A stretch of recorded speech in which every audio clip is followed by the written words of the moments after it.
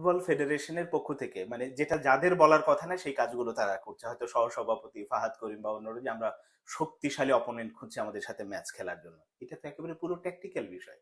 আপনি একজন সহসভাপতি হয়ে, আমি একজন সাধারণ মানুষ হয়ে যদি বলি যে হ্যাঁ আমি আমার চেয়ে শক্তিশালী দলের সাথে খেলতে চাই, শক্তিশালী এখানে ব্যাপার না। আপনি 10 তারিখে ম্যাচ খেলবেন যে দলটার বিপক্ষে, ওই দলটার প্লেইং স্টাইলটা কি, ওই দল কি স্ট্র্যাটেজিতে খেলে, কোন ধরনের ফুটবল খেলে, আমরা ওই ধরনের দলকে বেছে নিচ্ছি কিনা, এই চিন্তাটা ওই টেকনিক্যাল যে টিমটা আছে, মানে আমাদের কোচিং স্টাফের যারা আছে তাদের মাথা থেকে আসা উচিত, যে হ্যাঁ আমরা অপোনেন্ট হিসেবে কাকে বেছে নেব।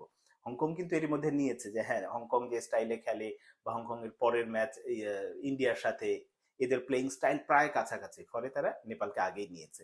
কিন্তু আমরা এখনো খোঁজার মধ্যে আছি যে যদি একটা দল পাওয়া যায়, আমরা যে কোনো, হয়তো দেখা যাবে যে এমন একটা দল এই মুহূর্তে ওই ওই স্লটে আসলে ম্যাচ খেলছে না, অনেক শক্তিশালী, তাদেরকে নিয়ে আসলে এটা বাহাবা কুড়ালো, কিন্তু দলের জন্য কতটা উপকার হবে এটা কি আমরা আসলে ভাবছি? এবং এই ভাবনাটা আসার কথা কাছ কাছ থেকে, ওই যে আমাদের চুলবিহীন কাবরেরার মাথা থেকে। তো এই যে পরিকল্পনাহীনতা আগেও দেখেছি, আমার কাছে মনে হয় যে এই ভদ্রলোককে নিয়ে ফুটবল ফেডারেশনের সিরিয়াসলি চিন্তা করা উচিত যে আসলে 10ই জুন ডাগ আউটে কাবরেরা থাকবে না অন্য কোনো কোচ থাকবে।